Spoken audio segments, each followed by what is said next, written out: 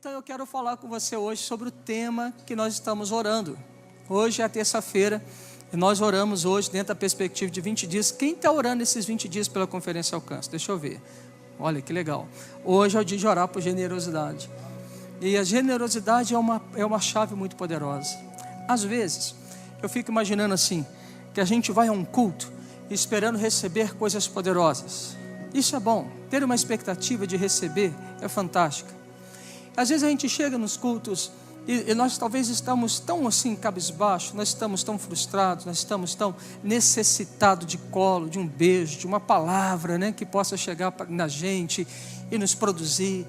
É aquela palavra do pai olhando nos nossos olhos, falar assim: poxa filho, como você é bonito, filha, como você é bonito, eu te amo tanto. Receber os beijos de Deus, cara, isso é bom demais. Mas para viver essa dimensão da bondade de Deus, basta nós conhecermos e viver. A generosidade é um estado de alguém que vive feliz. Ao contrário, por exemplo, quem está sempre sentindo falta de algo, ela é uma pessoa feliz? Quem sempre sente falta de algo, ela é feliz? Olhem para mim, por favor, ela é feliz? Quem sempre sente algo, falta de algo, é uma pessoa feliz? Por quê?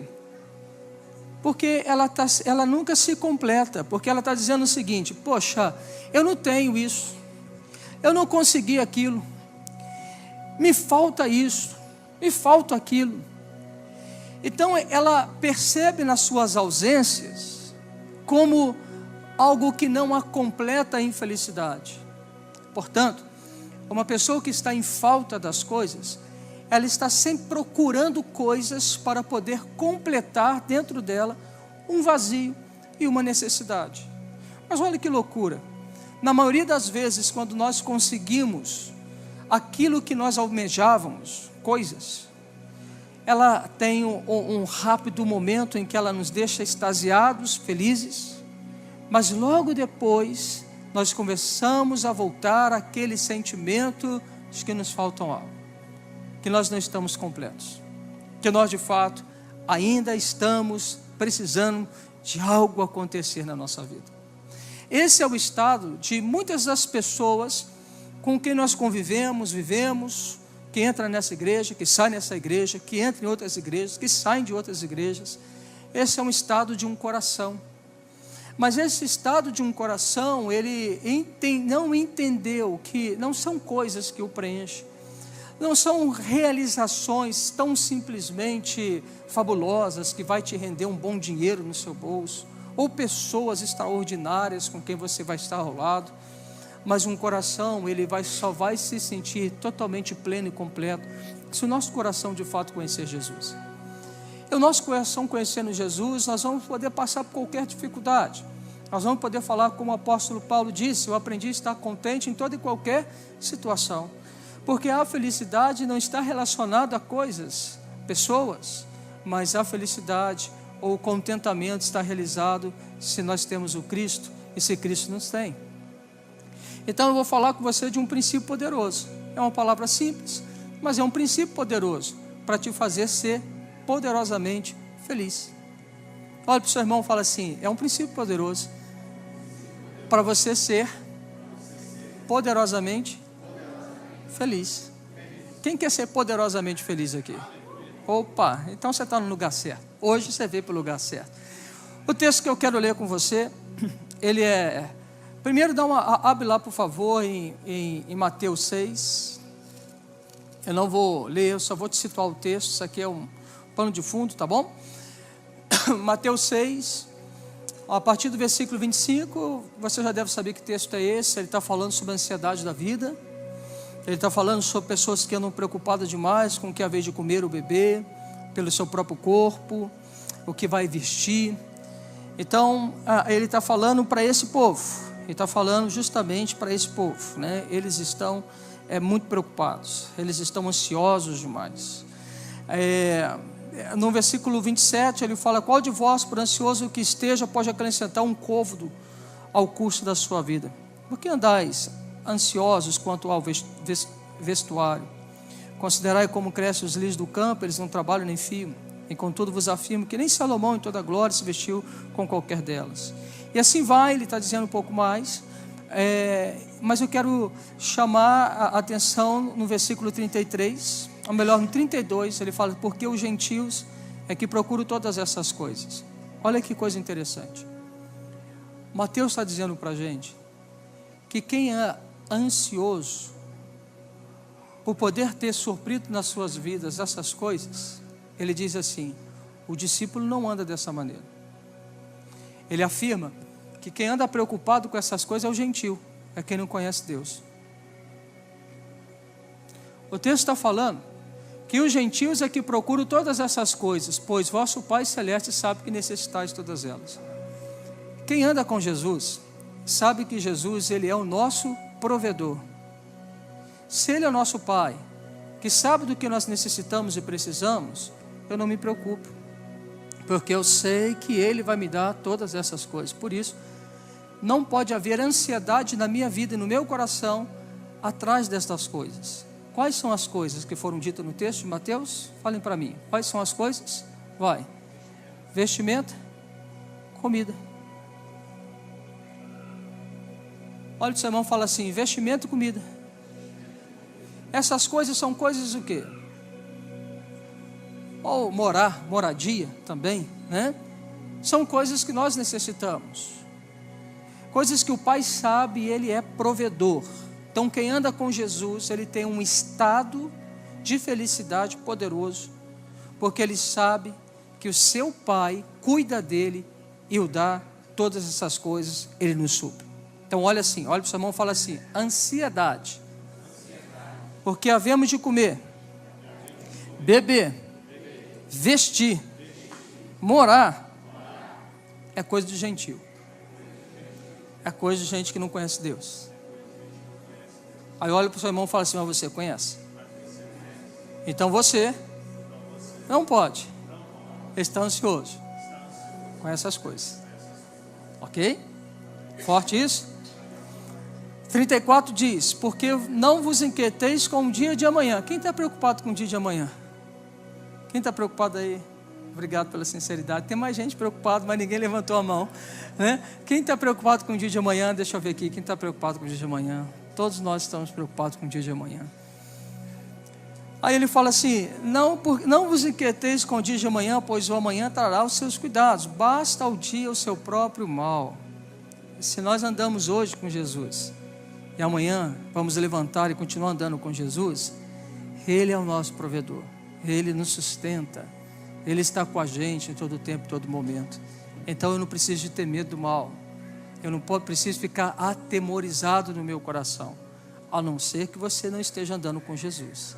Aí nós vamos ficar preocupados demais. Mas andando com Jesus, isso vai nos dar um estado pleno de confiança. E a confiança plena nele arranca de nós toda e qualquer ansiedade. Quem está preocupado com o ano de 2020 aqui, por favor? Deixa eu ver 2020. Quem está preocupado com 2020? Obrigado. Você vai fazer alguma coisa em 2020? Vai casar? Faculdade? Então está pensando agora como que vai fazer para entrar na faculdade, é isso? Está lá. Então deve ter uma ansiedade, tadinho. Deve estar estudando, comendo livro, não é isso? Perdendo o cabelo, né? É isso aí. Eu sei como é que é isso. A ansiedade de começar uma nova vida, uma profissão. Tem gente que está querendo, por exemplo, namorar. Quem está querendo namorar aí? O Edinho já não está querendo mais, né? Quem está querendo namorar aí? Quem está querendo? Levanta a mão assim. Quem está querendo namorar?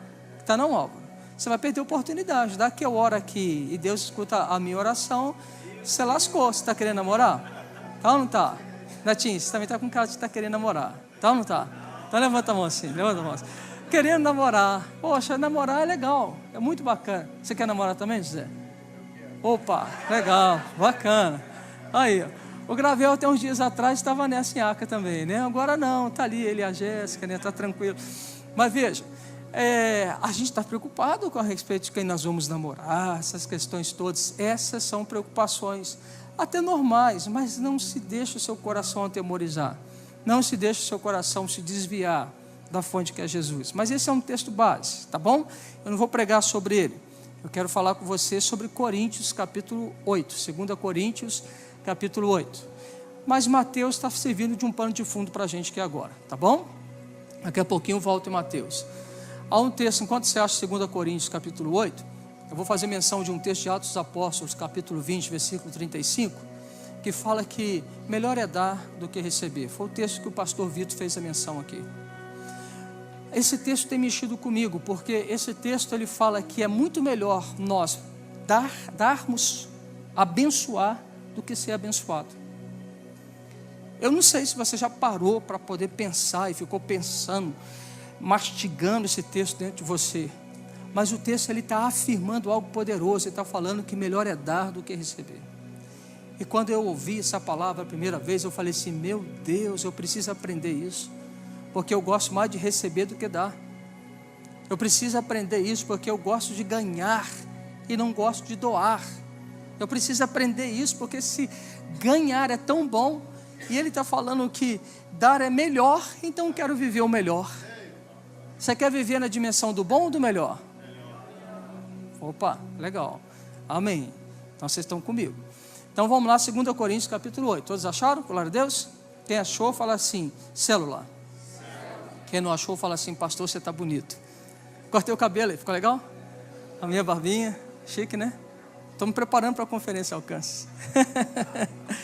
Também, irmão, nós fazemos conhecer a graça de Deus concedida às igrejas da Macedônia, porque no meio de muita prova de tribulação, manifestaram abundância de alegria, e a profunda pobreza deles superabundou em grande riqueza da sua generosidade.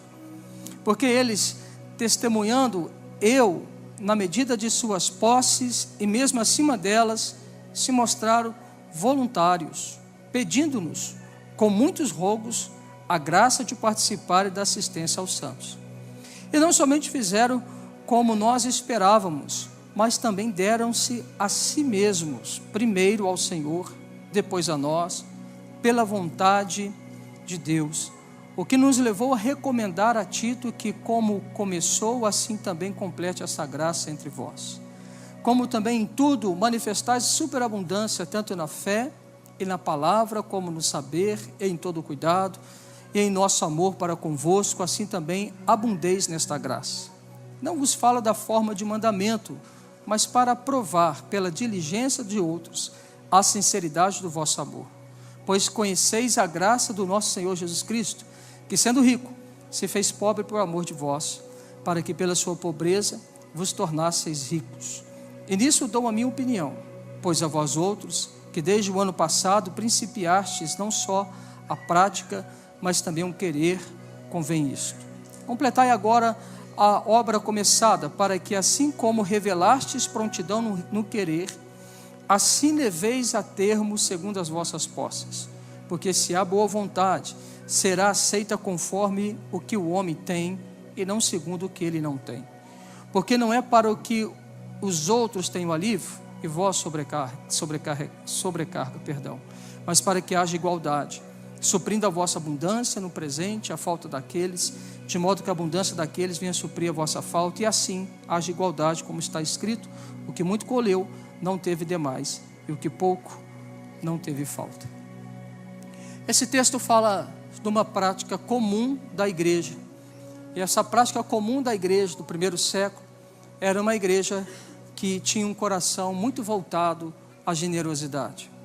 Era uma igreja parecida com Jesus, e por ser uma igreja parecida com Jesus, todos os seus atos refletiam a bondade e o amor de Jesus para com todos.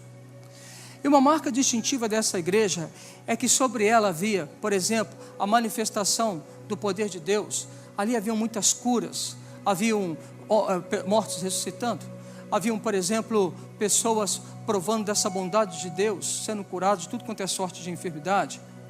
Haviam vários atos maravilhosos de Deus, sobrenaturais. Havia uma oração incessante, havia comunhão de casa em casa, eles gostavam de estar juntos. Eles se esmeiravam em conhecer o coração de Deus. Mas havia uma marca também muito forte nessa igreja, que é essa marca da generosidade. Generosidade se traduz em se preocupar com o próximo. Generosidade se traduz em ver a necessidade do meu semelhante e estender a mão para poder ajudá-lo e abençoá-lo. Mas não é simplesmente uma obra de quem oferece meros donativos. é uma obra de quem se dá a si mesmo. Veja, que o apóstolo Paulo, ele está falando nesse texto a respeito que uma marca característica desse povo, que eles eram voluntários, eles davam a si mesmo, eles não faziam por constrangimento, ao contrário, o texto deixa claro que é um povo de uma situação simples, ele está falando de um povo que passa por tribulações, por luta, talvez as coisas não eram favoráveis para eles, talvez estivessem desempregados, talvez tivesse o emprego muito ruim, talvez o dinheiro lhes fosse a conta, talvez eles não tinham expectativa de melhorar, mas uma característica desse povo é que eles estavam pedindo para serem participantes do meio das igrejas onde o apóstolo Paulo passava e dizia, para que eles pudessem reservar uma quantia para socorrer os irmãos, provavelmente o pessoal de Jerusalém, que passava por grande fome.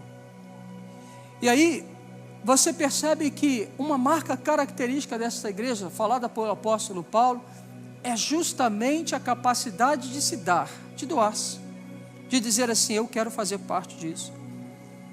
Eu também quero ser participante dos donativos.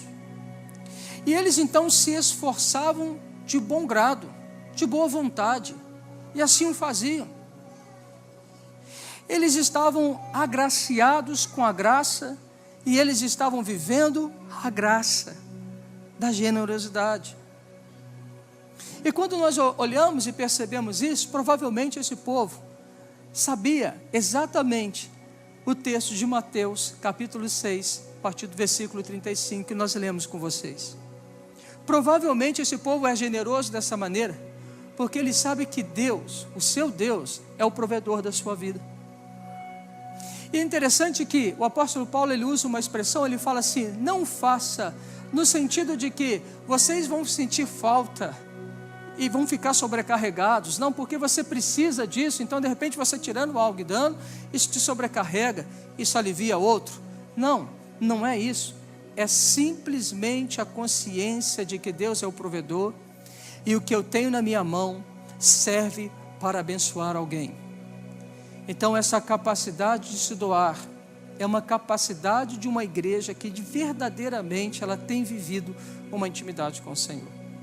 Porque se a gente observa lá em Atos dos Apóstolos, capítulo 20, 35, fala que melhor é dar do que receber, mas quem diz isso é aquele que deu o Filho, aquele que deu a Jesus Cristo, aquele que deu o melhor para quem era inimigo de Deus, aquele que não poupou o seu próprio Filho, mas por amar a mim e a você, Ele o deu.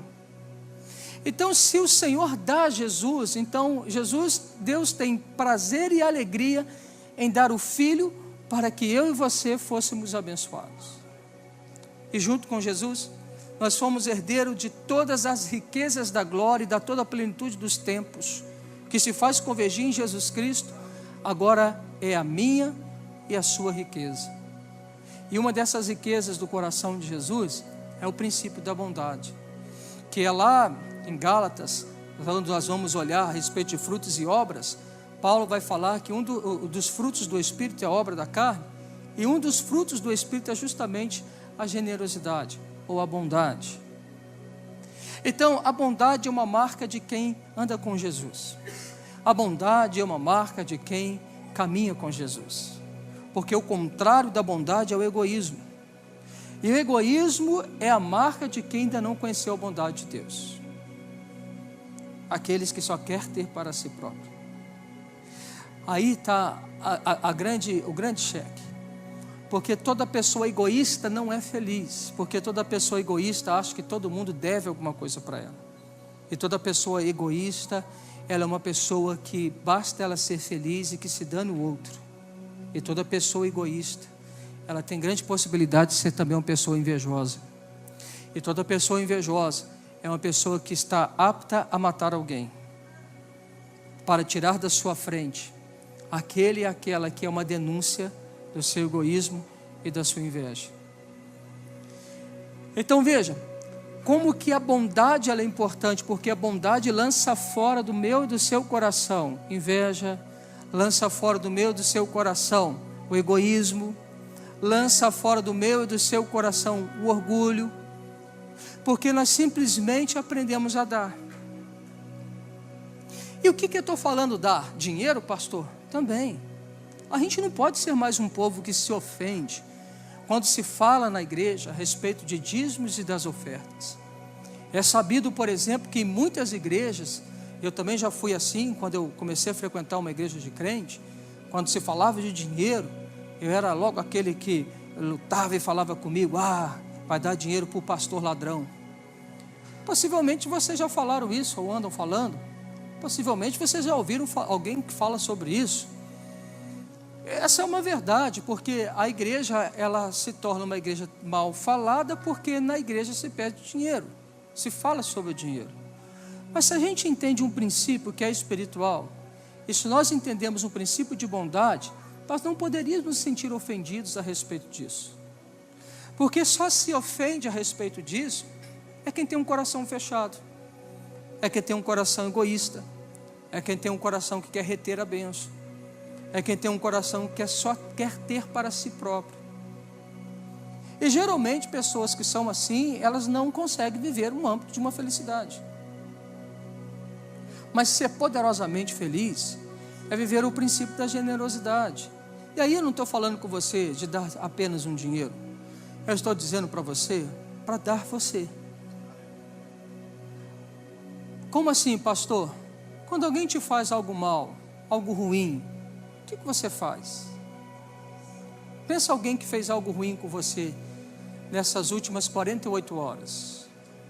Pense alguém que falou mal de você nessas últimas 48 horas. Pense alguém que mentiu a seu respeito nessas últimas 48 horas. Pense alguém que puxou o seu tapete nessas últimas 48 horas. Pense em alguém que te inveja e que se você bobear, ele vai te matar. Você tem alguém aí? Faz assim com a mãozinha, quem tem alguém assim. Passei uma prova nessas últimas 48 horas. Olha aí, ó. Nas últimas 48 horas, está difícil. Ou nas últimas semanas, ou no ano. Quando vou fazer, trabalhando, estou vendendo o meu peixe, e entra alguém querendo atravessar, um engraçadinho, né? Alguém quer levar vantagem. Pense em alguém, não é possível que você não tenha alguém. Pensou? Pensou? Faz com a mãozinha assim, deixa eu ver quem está pensando. Amém. Ah, que bom. O que você fez? Pensa, por favor, o que você fez agora? Você deve ter feito alguma coisa. Você deve ter agido de alguma forma. Você fez alguma coisa, Paula? Fez? Pensa naquele homem bonito, seu trabalho, né? Pensa nele. Ok. O que você fez? Pensou? O que você fez demonstra bondade? O que você fez foi bondade? Pensa aí. Você agiu em bondade? Ou você foi mal? Indiferente? A palavra do Senhor, ela fala assim, Jesus disse para nós assim, na medida que vocês medirem, serão também medidos. E da maneira que vocês julgarem, serão também julgados. Sabe que isso eu aprendo? Todo mundo pode falar a respeito do que quiser a respeito de todo mundo. Mas quando nós somos do Senhor, nós não temos o direito de retrucar com a mesma moeda. Porque nós somos do Senhor. Porque nós pertencemos a Ele. Porque Ele nos ensinou a ser assim. E se nós queremos viver em conformidade a Jesus, nós não temos direito de sair fazendo por aí a nossa vontade. Porque muitas das vezes a nossa vontade vai contra a bondade de Deus. A bondade de Jesus fez com que Ele fosse para a cruz, mesmo amando todos aqueles que o levaram para a cruz. O que a gente precisa entender é que tudo que nós vivemos hoje, vivemos ontem, vamos viver amanhã, está cooperando para o seu crescimento, está cooperando para que eu e você nos tornemos cada vez mais parecidos com Jesus. Eu ouvi uma expressão do bispo JB, ele fala com propriedade sobre isso, ele fala assim, os teus inimigos estão forçando você a viver semelhante a Jesus. até mesmo as situações mais difíceis que nós passamos são poderosas em Deus para nos transformar. Mas transforma como? Se nós começarmos a andar pelo princípio da generosidade e da bondade. Portanto, essa é uma chave poderosa para te deixar feliz. Essa é uma chave poderosa para você aprender e crescer. A gente nunca deve pagar o mal com o mal, mas o mal se paga com o bem. Nós nunca precisamos ou devemos revidar alguém com a mesma ofensa com a qual fomos ofendidos. Jesus disse para nós, se alguém bater de um lado, dê o outro. Sabe o que Jesus está dizendo? Você não deve andar no mesmo espírito da ofensa. O que é andar no mesmo espírito da ofensa? Porque nós mostramos se nós somos superiores às ofensas quando não somos ofendidos. Porque se você anda e retruca na mesma ofensa, você se faz igual àquele que você diz que fez isso ou que fez aquilo que te ofendeu. Mas nós somos de Cristo. Nós somos de Jesus. E porque somos de Cristo e somos de Jesus, nós precisamos entender que nós precisamos estar sempre dispostos a ir para uma cruz. E viver na dimensão dessa cruz. Se a gente não aprender a perdoar logo, sabe o que vai acontecer? Nós vamos ficar adoecidos. Cada um de nós tem uma experiência dessa para falar. Nós, ao mesmo tempo que nós ferimos pessoas, nós somos feridos por pessoas. Não pense você que você nunca feriu alguém. Eu não imagino que nenhum de vocês foram feridos. Todos fomos feridos, todos ferimos também alguém. Agora, vem cá, eu queria que você pensasse, por favor, agora, numa cena que você viveu e que te feriu profundamente. Eu gostaria que você rapidamente pegasse na sua mente, pensasse se foi agora, se foi 3 anos atrás, se foi muito tempo atrás. Eu gostaria que você pensasse nisso agora, por favor. Pensa numa cena que te deixou feridaço, choroso, lamentando, durante muito tempo. Pensa, por favor. Enquanto você pensa, eu tomo água. Quer um pouquinho? Ó, meu copo. Esse copo aqui já é apóstolo. Ó, meu Deus, hein? Fala comigo assim, mistério. Assim, manto. Isso aqui é cristal puro. O negócio desse aqui deve custar uns 600 contos. Só isso aqui, não é não? Mentira. Só para descontrair um pouquinho. Vamos lá. Pensou? Quanto tempo você ficou sofrendo com isso? Quanto tempo? Mais de uma semana? Assim com a mão assim, quem sofreu mais de uma semana? Assim, rapaz, mais de uma semana é muito tempo. Mais de um mês? É? Mais de ano? Também nem tanto. Mais de ano? Meu Deus. Quem foi prejudicado? Você. Porque você não agiu na generosidade, na bondade. Como você deveria ter agido na generosidade e bondade? Dessa situação que você pensou. O que vai combinar mais com Jesus nessa situação? Pensa e responde para você mesmo. Pensou? Então olha para o seu irmão e fala assim com ele. Você já sabia, né? Agora eu pergunto para ele, por que demorou tanto? Aí você andou ansioso. Por um longo tempo você virou gentil. Por um longo tempo você deixou de ser um cristão, um discípulo. E as coisas só melhoraram porque você ativou um princípio de generosidade. Foi ou não foi? Sim ou não? Então, se a gente já sabe a chave, se a gente já sabe como proceder, por que não fazemos isso tão logo? Olha para o seu irmão e fala assim, porque você gosta de sofrer. Você é masoquista. Masoquista espiritual. Olha para o seu irmão e fala assim, às vezes, eu acho que você gosta de mostrar as suas lágrimas para alguém, para ela ter dó de você. Falar que você é coitadinho.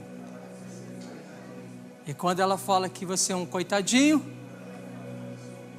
você está querendo colinho, cafuné, alguém que te dê razão. Mas se você procura encontrar consolo em pessoas, você foge daquele que pode consolar, que é Jesus. Só que nesses momentos, Jesus não te dá colo. Jesus fala assim: minha graça te basta. Vai e faz o que você tem que fazer. Nesse momento, Jesus, ele olha nos nossos olhos e ele fala assim: e aí, vai ficar chorando até quando? Põe-se de pé. Vai e faça o que você precisa fazer. Ele pode até dizer assim: mas eu vou com você. Nós estamos juntos. Hashtag estou com você até o fim. Eu sei que você está passando. Eu passei por isso. Mas eu estou com você até o fim. E aí a gente fica animadinho. A gente fala assim: uau, que bacana. Esses dias, conversando com a minha esposa, nós entendemos uma chave poderosa. Todo o processo de cura que nós fazemos, ela sempre está relacionado ao processo do perdoar. Da gente ir até alguém, perdoar, voltar a ter uma comunhão. Então, muitos de vocês que aqui estão, por exemplo, passaram pelo nosso atendimento, pelo nosso aconselhamento, e vocês foram orientados a fazer dessa maneira, porque a Bíblia diz para a gente fazer assim. Mas a gente percebeu que durante um tempo, que quando nós perdoamos aquele que é o nosso agressor, por exemplo, uma pessoa que sofria de abuso durante muitos anos e conseguiu perdoar o seu abusador, muitas das vezes a gente acha que a gente, ao fato de perdoar alguém, nós imaginamos que já no outro dia, ou naquele dia mesmo, ao sair da porta do local do aconselhamento, ao encontrar com aquela pessoa, que tudo vai mudar, que aquela pessoa subitamente vai mudar com a gente. E quando nós nos deparamos com aquela pessoa continuando a praticar abusos, aí não estou dizendo que ele vai continuar fazendo abuso, por exemplo, sexual, mas abuso de outras formas com a gente, ou continuando a nos tratar mal, ou continuando a nos tratar com indiferença, muitas das vezes a gente toma aquilo e a gente fala assim: poxa, não valeu de nada fazer o que fiz, porque a pessoa não mudou. Ei, olha para o seu irmão e fala assim com ele: mas você mudou. Mas você mudou por dentro. Mas você conseguiu perdoar. Mas você conseguiu liberar amor. A questão não é sobre ele, a questão é sobre você. E se você conseguiu fazer isso, tem graça e tem bondade no teu coração. E ainda que as pessoas elas continuem a ser maldosas, você tem graça e tem bondade para liberar sobre o coração das pessoas. O importante é que você mudou. Agora a outra pessoa vai viver no tempo da mudança e da transformação dela, que será um tempo que eu não sei. Não sei se a gente vai ver com os nossos olhos, não sei, Deus sabe. Mas o importante é que você mudou. Olha para o seu irmão e fala assim: o importante é que você mudou. O importante é que tem bondade no seu coração. O importante é que tem generosidade dentro de você. Então você é parecida com Jesus. Entendeu? Olha para o seu irmão e fala assim: você é parecido com Jesus. Aleluia. Então, hoje, terça-feira, nós estamos orando para não somente na conferência Alcance, mas lá na conferência Alcance também, nós possamos viver um tempo de sermos batizados com o Espírito de generosidade. O Espírito Santo de Deus vem mover no nosso coração tão forte, tão poderosamente, que todos nós vamos ser generosos, vamos praticar generosidade, todos nós vamos praticar bondade, porque isso parece com Jesus. Essa igreja é forte, porque essa igreja é disposta a carregar as cargas por amor a Jesus Cristo. Amém? Ele é bonitinho, eu sei que ele é bonitinho, mas o pastor, cortei cabelo, olha aqui, ó, também está bonitinho. Olha lá, ó. Olha aqui, pastor, isso aqui, amém, glória a Deus, amém. Eu não quero dividir a minha beleza com ninguém, brincadeira. Mas olha aqui que eu estou terminando. Eu estou falando com você algo muito poderoso, muito simples, muito simples. Eu estou falando com você aqui, é coisa simples demais. Não tem nada muito profundo no que eu estou ministrando para você nessa noite. Talvez você veio para cá pensando assim, poxa, o pastor vai falar alguma coisa lá, que Deus vai me dar, vai abrir uma porta de emprego. O pastor vai falar alguma coisa lá e vai botar a mão na minha cabeça, aquele caroço que eu tenho no pé vai sair, sei lá. De repente você veio com uma expectativa assim. Mas eu quero te dizer uma coisa poderosa, filho. Você aprendeu sobre generosidade hoje. Você aprendeu sobre bondade hoje. Você aprendeu uma chave muito poderosa para te fazer poderosamente feliz. Eu não sei a quem você tem que ser generoso. Eu não sei com quem que você vai praticar generosidade. Mas deixa Deus falar no seu coração. Mas aqui eu quero advertir. O ministério da Igreja Metodista Valentim adverte. Nós precisamos ficar atentos a algumas situações. Nós estamos vivendo como igreja um tempo de uma abertura de generosidade. Como igreja, nós estamos começando a viver um tempo onde nós, de fato, começamos a liberar muitas coisas. No ambiente assim, é comum haver no ambiente dessa forma. Quem olha para aquilo fala assim, cara, eu vou lá na igreja da vila, porque lá eles estão dando celular e é iPhone, não é Xing Ling. Eu vou lá porque os caras lá estão dando celular para os outros. Não, eu vou lá porque o pessoal está dando tênis. Eu vou lá porque o pessoal está dando telefone. O que mais a gente deu, hein? Joia. O pessoal não vai sem cordão de ouro, sai com cordão de ouro, anel de ouro. Eu vou lá porque na igreja está dando essas coisas. Preste atenção. Sempre haverá no meio alguns oportunistas que não têm um coração generoso, mas têm um coração apenas para receber algo. Talvez a gente pode até levar esse dado a questão de generosidade a alguém assim. Não reclame, porque nunca eu faço para a pessoa, eu faço para o Senhor. Mas a gente precisa entender uma coisa. Faça se Deus mandar você fazer. Se mova se Deus mandou você fazer. Agora nós precisamos checar o nosso coração. Que se o que nos atrai para um ambiente desse é simplesmente o fato de receber, nós não entendemos a chave poderosa que melhor estar em dar. Quem dá, quando o Espírito de Deus move o seu coração, eu aprendi uma coisa com o pastor Cezinha, muito tempo atrás, a gente está provado disso. O pastor Cezinha falava assim, Deus nunca perde para a gente em generosidade. Então quem está sendo movido pelo Espírito e tem praticado, Deus também o tem abençoado, de diversas maneiras, porque Deus é o maior abençoador que tem no mundo. Nenhum de nós seremos mais abençoadores do que Deus. Mas não seja levado a ser enganado no princípio de Ananias e Safira. Alguém que está fazendo algo para poder apresentar-se como bom diante da comunidade. A comunidade pode não ver o seu coração, mas Deus conhece o seu coração. E Deus sabe exatamente se você está fazendo no princípio da obediência e generosidade, ou se você está fazendo e praticando algo para poder aparecer para a comunidade. Aí aqui fica a advertência pastoral, para que nós entendamos esse movimento do Espírito, que começou a gerar dentro da gente. Uma vez que Deus te falou, que Deus ministrou, que Deus disse para você fazer, que houve fé no seu coração e desejo de cumprir algo que Deus te falou, vai, faz tranquilo, vai em paz.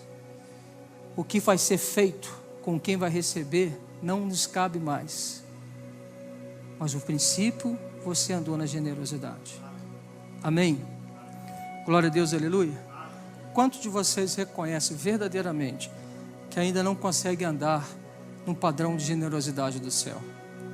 Quantos de vocês hoje reconhecem isso? Não pensa numa questão de dinheiro. Eu estou falando em perdoar, em amar, em pagar o mal com o bem. Eu estou falando com você também do dinheiro, de ser ofertante, dizimista, generoso para com as pessoas. Não ter o coração posto nas coisas, mas um coração disposto a servir pessoas. Eu estou dizendo nesse âmbito inteiro, amplo, que é o coração generoso. Quantos de vocês reconhecem hoje, eu já estou aqui no altar, que não consegue mover nesse padrão? Eu estou aberto para viver, mas eu ainda não consigo viver sobre isso tudo que eu preguei a vocês, mas é o meu desejo viver. O Bispo Mano falou uma coisa interessante: o que nos impulsiona ao crescimento e ao discipulado é o desejo de querer viver. Eu tenho esse desejo.